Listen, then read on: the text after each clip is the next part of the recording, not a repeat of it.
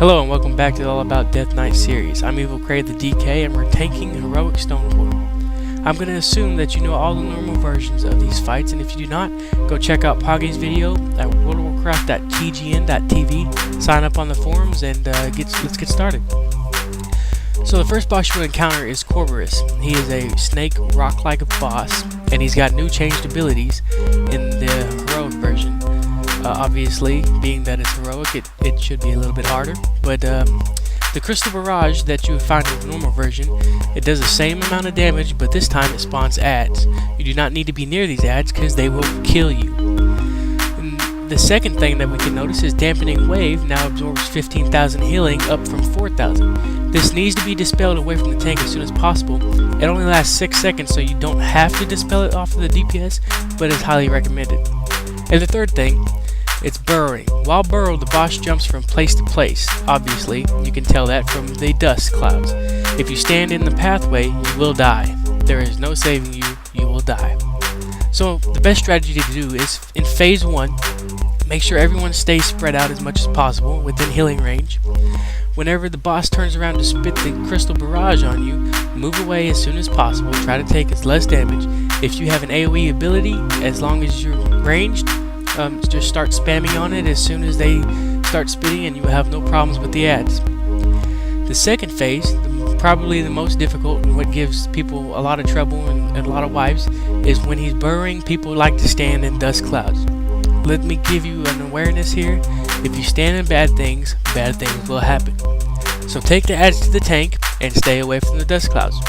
That concludes that fight. Have fun and good luck.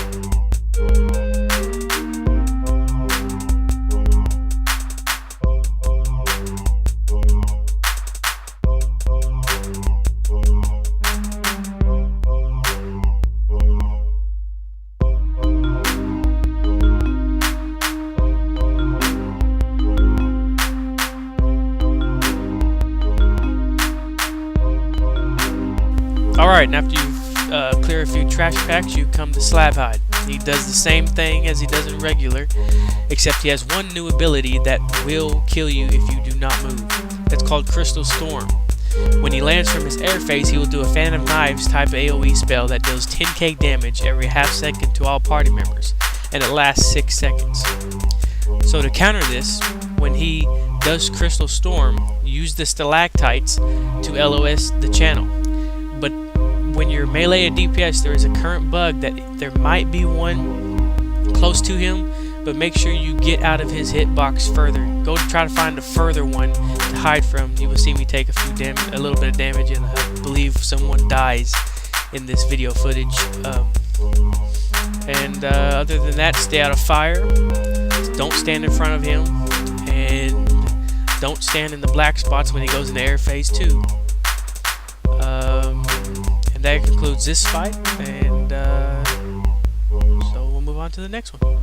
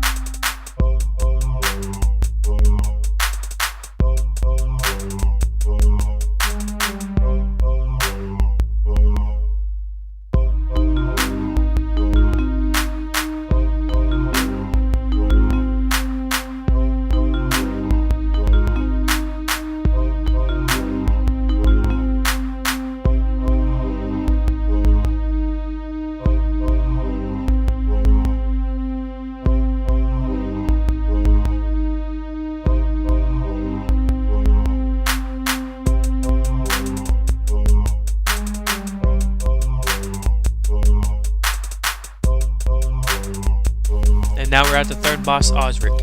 He is my favorite boss, mainly because instead of hitting a key and then crossing your eyes as a tank, you actually get to do something. So let's discuss the changed abilities and one new one.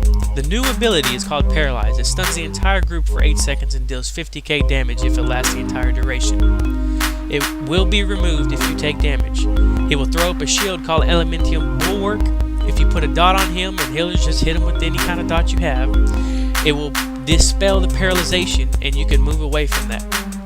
He does shatter, which is the same as regular, except it does 150k in heroic.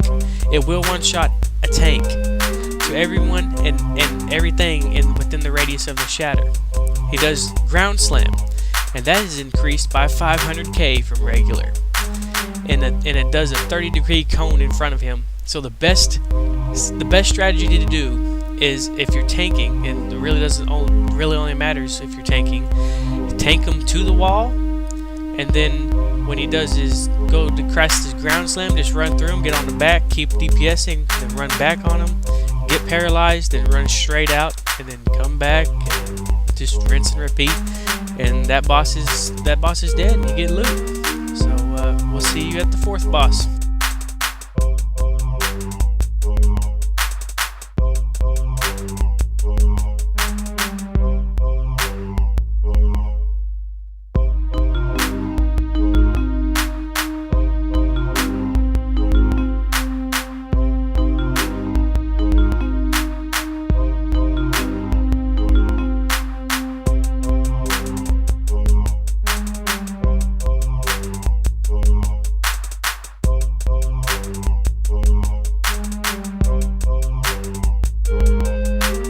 Alright, we're at the 4th boss, High Priestess Azil. You will see me pull all 3 ads. You do not have to do that if you don't have the gear, but we was getting the achievement, which the achievement is to kill 60 of the ads while the boss is engaged. And I'll actually go ahead and explain how we did that. I just went in there and D&D'd and on top of the ads, had the hunter misdirect to me, and then AoE'd the ads down. That's why you see a little bit of lag there. You can do it a number of ways. Just taunt the boss after you put down your consecration, or just go in there and do what we did. Just have a DPS tank the boss for a few seconds. So let's get on to the new changed abilities. She will have a force grip. This will kill the tank, and it needs to be interrupted. You will see where it picks me up in the air and then it drops me real quick. Well, what happens if you don't interrupt it? It will pick you up in the air and just suck the life out of you, kind of like asphyxiation in Heroic Shadowfang Keep. And she'll also do Curse of Blood, and now it makes the target take 5,000 increased physical damage, up from 1,000. The best strategy to use is, in the ground phase, just do the same thing that you did in regular, and avoid the void zones. Get on the other side of the void zones to pull the ads into them, interrupt the force grip, and that's pretty much it for phase 1. When he goes into phase 2, the rocks will one-shot you if you stand there. So just move out of the way, obvious. Use the gravity wells to your advantage. Stand on the other side when the ads come in. They will come to probably the healer, because he will have healing aggro, and they will kill him for you.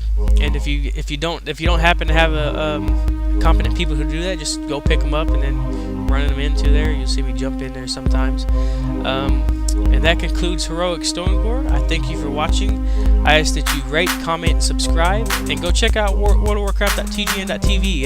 It's an awesome forum. I think we're going to make it pretty good. I appreciate you guys for watching.